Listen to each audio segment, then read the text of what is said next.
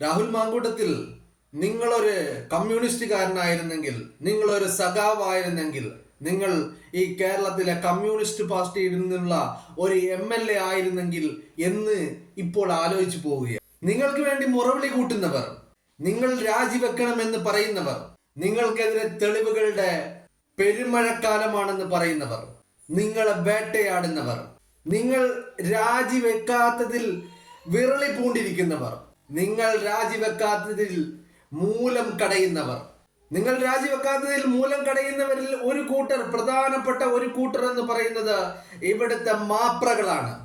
നെറികെട്ട മാപ്രകൾ. കഴുക കണ്ണുകളോട് കൂടി നിങ്ങളെ കൊത്താൻ, നിങ്ങൾക്ക് വേണ്ടി കെണിയൊരുക്കി വെക്കുന്നതിലും ആദ്യഘട്ടത്തിൽ ഇതിന്റെ അവസാനം വരെ, ആദ്യം മുതൽ അവസാനം വരെ നിങ്ങളെ വീഴ്ത്തണമെന്ന് ആഗ്രഹിച്ചവരുടെ കൂട്ടത്തിൽ ഏറ്റവും ഫസ്റ്റിൽ പറയേണ്ട പേരുകൾ ഇവിടുത്തെ മാപ്രകളുടേതാണ്. നിങ്ങളെ കൊത്തിക്കീറാൻ കിട്ടിയ അവസരം ഇവിടുത്തെ മാപ്രകൾ മാക്സിമം മുതലെടുത്തു എന്നുള്ളതാണ്. നിങ്ങൾ രാജിവെക്കണമെന്ന് ഏറ്റവും ആഗ്രഹിച്ചതും നിങ്ങൾ രാജിവെക്കാത്തതിലുള്ള അമർഷവും ഒരു തരം ഈ കരച്ചിലും മോങ്ങലുകളും ഒക്കെ പുറപ്പെടുവിക്കുന്നവരും ഇവിടുത്തെ മാപ്രകൾ തന്നെ. പിന്നെ ഞാൻ ആദ്യം പറഞ്ഞതുപോലെ നിങ്ങൾ ഒരു സഖാവായിരുന്നെങ്കിൽ എന്ന് ഞാനത് പറയുന്നതിനുള്ള കാരണം, മുഖ്യമന്ത്രിയുടെ പൊളിറ്റിക്കൽ സെക്രട്ടറി ആയിട്ട് ഇപ്പോഴും തുടർന്നു കൊണ്ടിരിക്കുന്ന P. ശശി, പിന്നെ പാലക്കാട് ജില്ലയിൽ നിന്ന് ഇവരുടെ MLA ആയിരുന്ന PK ശശി, പാലക്കാട് ഇവരുടെ സമുന്നതനായ നേതാവ് PK ശശി, പിന്നെ മുൻ സ്പീക്കറായിരുന്ന P. ശ്രീരാമകൃഷ്ണൻ, പിന്നെ കടകംപള്ളി സുരേന്ദ്രൻ, അങ്ങനെ എണ്ണിയാൽ തീരാത്ത, ഇപ്പോഴും മന്ത്രിസഭയിലുള്ളവർ, ഇപ്പോഴും MLA ആയി തുടരുന്നവർ, ഇവര് സിനിമാ ലോകത്ത് നിന്നും കെട്ടിയിറക്കിയ മുകേഷ് അടക്കമുള്ളവർ, അങ്ങനെ എല്ലാവരും നിങ്ങൾക്കെതിരെ അശ്ലീല മെസ്സേജ് അയച്ചു എന്നുള്ള ഒരു പരാതി മാത്രമേ ഉള്ളൂ. അല്ലെങ്കിൽ നിങ്ങൾക്കെതിരെ തെളിയിക്കപ്പെടാത്ത ഏതോ ഒരു വ്യാജ ഗർഭത്തിന്റെ അബോഷനുമായി ബന്ധപ്പെട്ട കഥകളെ നിങ്ങൾക്കെതിരെ പറയാനുള്ളൂ. ഇതിനപ്പുറത്തേക്ക് നിങ്ങൾ ഒരാളെയും പീഡിപ്പിച്ചെന്ന് പറയാനില്ല. നിങ്ങൾ റേപ്പ് ചെയ്യണമെന്ന് നിങ്ങൾ ആവശ്യപ്പെട്ടുവെന്ന്, രാഹുൽ നിങ്ങൾ ആവശ്യപ്പെട്ടുവെന്ന് നിങ്ങൾക്കെതിരെ ആരോപണവുമായി വന്ന ആൾ ഈ മാസം ഓഗസ്റ്റ് 1-ാം തീയതി, ഈ പരാതിയുമായി വന്നത് ഓഗസ്റ്റ് 20-നാ. ഈ ഓഗസ്റ്റ് 1-ാം തീയതി നിങ്ങളെ വിളിച്ച് നിങ്ങളോട് ആ വ്യക്തി പറയുന്നു, ചേട്ടാ സൂക്ഷിക്കണം, നിങ്ങൾക്കെതിരെ അണിയറയിൽ ഒരു കെണി ഒരുങ്ങുന്നുണ്ട്.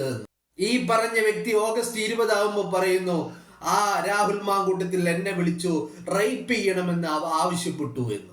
കൊള്ളാം, കാര്യങ്ങൾ വ്യക്തമാണ്. ഇതിനു മുമ്പേ വ്യക്തമായിരുന്നു. കാരണം ഓട്ടോമാറ്റിക് ഡിസപ്പിയർ ആവുന്ന മെസ്സേജുകളാണ് രാഹുൽ അയച്ചത്. രാഹുൽ ഗൂഗിൾ പേയിലാണ് മെസ്സേജ് അയച്ചത്, രാഹുൽ ടെലഗ്രാമിലാണ് മെസ്സേജ് അയച്ചത്. അതൊക്കെ ഓട്ടോമാറ്റിക് ഡിസപ്പിയർ ആവുന്ന രീതിയിൽ, സ്ക്രീൻഷോട്ട് എടുക്കാൻ പറ്റാത്ത രീതിയിൽ, വീഡിയോ കോൾ പോലും സ്ക്രീൻഷോട്ട് എടുത്താൽ ആളെ തിരിച്ചറിയാൻ പറ്റാത്ത രീതിയിലായിരുന്നു രാഹുൽ ചെയ്തിരുന്നത് എന്ന് പറഞ്ഞപ്പോഴേ, അല്ലെങ്കിൽ എന്ന ആരോപണം ഉന്നയിച്ചപ്പോഴേ ഇതിന്റെ സത്യാവസ്ഥ ഇവിടുത്തെ ജനങ്ങൾക്ക് മനസ്സിലായതാണ്. ബട്ട് ഇവിടുത്തെ മാപ്രകൾ, നിങ്ങളുടെ രാജി, നിങ്ങൾ പടിയിറങ്ങണം, നിങ്ങളെ നാണം കെടുത്തണം, നിങ്ങളെ തേജോവധം ചെയ്യണം, നിങ്ങളെ വ്യക്തിഹത്യ ചെയ്യണം എന്നുള്ള ഉദ്ദേശത്തോടു കൂടി രാഹുൽ മാങ്കൂട്ടത്തിൽ എന്ന വൻ മരത്തെ വീഴ്ത്തണമെന്നുള്ള അതിയായ ആഗ്രഹത്തോടു കൂടി പ്രവർത്തിച്ചവർ ഇവിടുത്തെ മാധ്യമ പ്രവർത്തകരാ. ഈ കെണി ഒരുക്കുന്നതിൽ സുപ്രധാനമായ റോള് വഹിച്ചതും ഇവിടുത്തെ മാധ്യമ പ്രവർത്തകരാ. ബട്ട് ഇന്നലെ നിങ്ങൾ മാധ്യമങ്ങൾക്ക് മുന്നിൽ വന്ന് ആ ഇഞ്ചുറി ടൈമിൽ ആദ്യ ഗോൾ അടിച്ചതോടുകൂടി കാര്യങ്ങൾ മാറിമറിഞ്ഞു എന്നുള്ളതാണ്.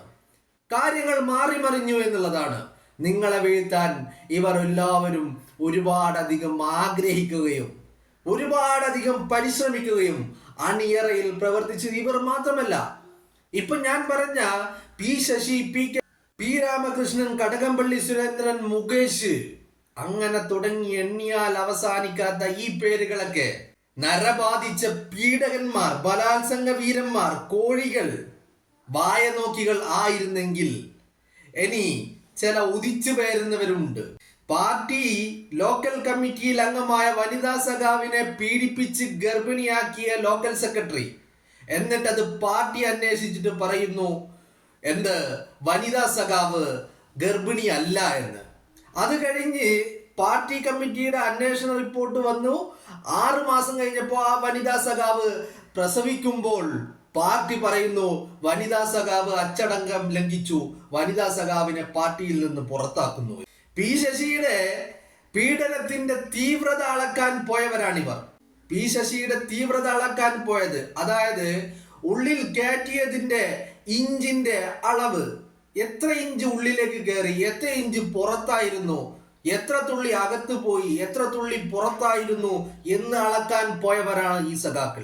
കടകംപള്ളി സുരേന്ദ്രൻ സ്വപ്ന സുരേഷിനെ വിളിച്ച് സംസാരിക്കുന്നത് അത്രയും നിങ്ങളെല്ലാവരും കേട്ടതാണ്, കേരളത്തിന്റെ പൊതുസമൂഹം കേട്ടതാണ്. ഇവിടെ തീരുന്നില്ല. ഇനി ഇങ്ങോട്ട് വന്നാൽ 6 ഷോ മുതൽ ഒരുപാടധികം കുട്ടി സഖാക്കൾ മറുഭാഗത്ത് നിൽക്കുന്നു. ഇനി ഈ സഖാക്കൾക്കെതിരെ ഒക്കെ ഇത്തരത്തിലുള്ള പീഡന പരാതികൾ, രാഹുൽ മാങ്കൂട്ടത്തിൽ ഒരു കാര്യം ശ്രദ്ധിക്കണം, നിങ്ങൾക്കെതിരെ ഉയർന്നു വന്നിരിക്കുന്നത് നിങ്ങൾ അശ്ലീല മെസ്സേജുകൾ അയച്ചു എന്നാണ്. അതിനപ്പുറത്തേക്ക് പീഡിപ്പിച്ച് ഗർഭിണിയാക്കി എന്ന് ഇവർക്കെതിരെ ഒക്കെ ആരോപണം ഉന്നയിച്ചപ്പോൾ, ആരോപണങ്ങൾ ഉയർന്നു വന്നപ്പോൾ പാർട്ടി സെക്രട്ടറി, ഇവരുടെ സമുന്നതരായ നേതാക്കൾ, വനിതാ നേതാക്കൾ ഒക്കെ പറഞ്ഞത് മാധ്യമങ്ങളിൽ വരുന്നത് വെറും ആരോപണങ്ങൾ മാത്രമാണ്. കോടതി ശിക്ഷിക്കും വരെ, അല്ലെങ്കിൽ കോടതി കണ്ടെത്തുന്നവരെ ഇവരൊക്കെ കുറ്റാരോപിതർ മാത്രമാണ്. അതിന്റെ പേരിൽ മാധ്യമങ്ങളിൽ വരുന്ന വാർത്തകളുടെ അടിസ്ഥാനത്തിൽ ഇവരാരും രാജിവെക്കേണ്ട എന്നാണ്. അപ്പോ രാഹുൽ മാങ്കൂട്ടത്തിൽ, ഇതുകൊണ്ടാണ് ഞാൻ ആദ്യമേ പറഞ്ഞത് നിങ്ങളൊരു സഖാവായിരുന്നെങ്കിൽ എന്ന് ഞാൻ ആദ്യമേ പറഞ്ഞത് ഇതുകൊണ്ടാണ്. ഈ നിങ്ങൾക്കെതിരെ ആരോപണം ഉയർന്നു വന്ന ഘട്ടത്തിൽ നടിയാണ്, മാധ്യമപ്രവർത്തകയാണ്, ആങ്കറാണ് എന്നൊക്കെ അവകാശപ്പെട്ടുകൊണ്ട് ഈ നടിയെ നമ്മൾ എവിടെയും കണ്ടില്ല. കുറെ കുട്ടിപ്പാവാടകൾ ഇട്ടുകൊണ്ട് സോഷ്യൽ മീഡിയകളിൽ നമ്മൾ കണ്ടിട്ടുണ്ട്. ഇവരെ നടിയായിട്ട് നമ്മൾ എവിടെയും കണ്ടിട്ടില്ല, മാധ്യമപ്രവർത്തകയായിട്ട് നമ്മൾ എവിടെയും കണ്ടിട്ടില്ല, ആങ്കറായിട്ടും ഇവരെ എവിടെയും കണ്ടിട്ടില്ല. അവർക്കുള്ള ആ ഒരു ഫെയിം അത് ഉണ്ടാക്കിയെടുക്കാൻ വേണ്ടിയായിരുന്നു രാഹുൽ മാങ്കൂട്ടത്തിൽ നിങ്ങളെ ബലിയാടാക്കിയത്. ഒന്ന്.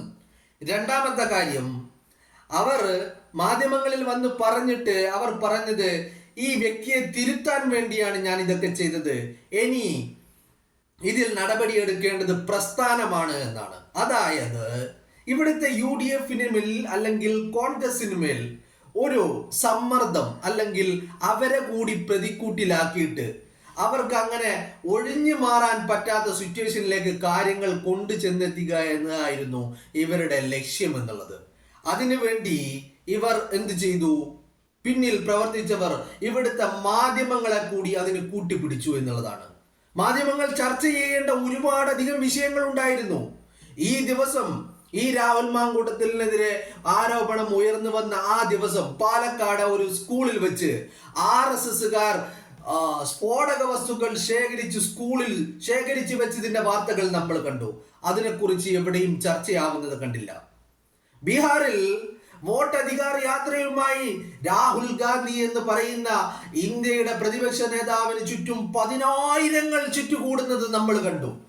അതും എവിടെയും വാർത്തയാവുന്നത് നമ്മൾ കണ്ടില്ല. ഇന്നലെ MA യൂസുഫ് അലി എന്ന് പറയുന്ന കേരളം കണ്ട ഏറ്റവും വലിയ ബിസിനസ്മാൻ തൃശ്ശൂരിൽ തനിക്ക് മാള് തുടങ്ങാൻ കഴിയാത്തതിന്റെ കാരണം വെളിപ്പെടുത്തുന്നത് കണ്ടു.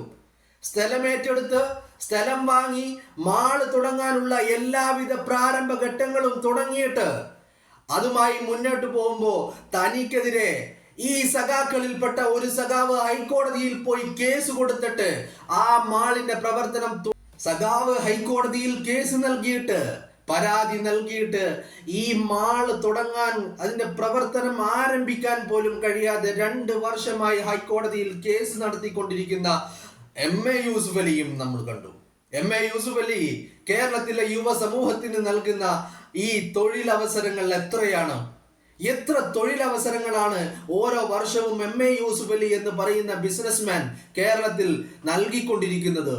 യുവതലമുറയുടെ ഓപ്പർച്യൂണിറ്റീസിനെ ഇങ്ങനെ തട്ടിക്കളഞ്ഞിട്ട് അത് വാർത്തയാവാതിരിക്കുന്നതും നമ്മൾ കണ്ടു.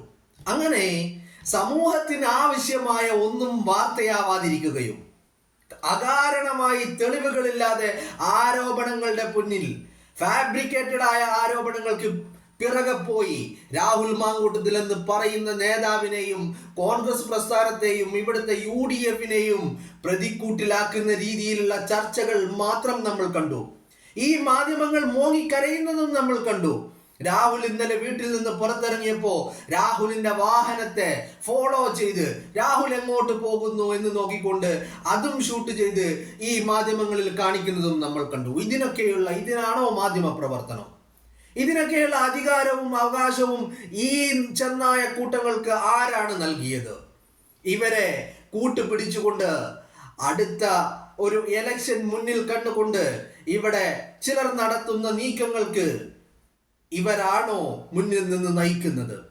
2016 ഉമ്മൻചാണ്ടി എന്ന് പറയുന്ന ഒരു വലിയ മനുഷ്യൻ കേരളം കണ്ടിട്ടില്ല. അതുപോലത്തെ ഒരു മനുഷ്യനെ, അത്രയും വലിയ രാഷ്ട്രീയ ബോധമുള്ള ഒരു മനുഷ്യനെ നിങ്ങൾ ഇല്ലായ്മ ചെയ്യാൻ വേണ്ടി അന്നും ഇതേ മാധ്യമങ്ങൾ തന്നെയാണ് കൊത്തിക്കീറാൻ, അയാളെ തേജോവധം ചെയ്യാൻ, അയാളെ ഇല്ലായ്മ ചെയ്യാൻ മുന്നിൽ നിന്നത്.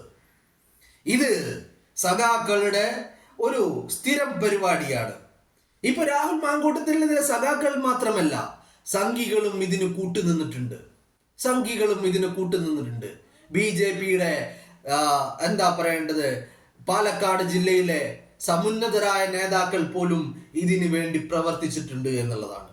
എന്താണെങ്കിലും ഈ ഒരു നിമിഷത്തിൽ ആലോചിച്ചു പോവുകയാണ് രാഹുൽ മാങ്കൂട്ടത്തിൽ നിങ്ങളൊരു സഖാവായിരുന്നെങ്കിൽ എന്ന്. അങ്ങനെ ആയിരുന്നെങ്കിൽ നിങ്ങൾ ഇങ്ങനെ കൊത്തി കീറപ്പെടുമായിരുന്നില്ല. നിങ്ങളെ ആരും തേജോവധം ചെയ്യുമായിരുന്നില്ല. നിങ്ങളെ ആരും വ്യക്തിഹത്യ ചെയ്യുമായിരുന്നില്ല. നിങ്ങളെ ആരും പരിഹസിക്കുമായിരുന്നില്ല. നിങ്ങളുടെ പേഴ്സണൽ ലൈഫിലേക്ക് ആരും തുറിച്ചു നോക്കുമായിരുന്നില്ല. നിങ്ങളെ ഇത്രയധികം വേട്ടയാടപ്പെടുമായിരുന്നില്ല എന്ന് ആഗ്രഹിച്ചു പോവുകയാണ്.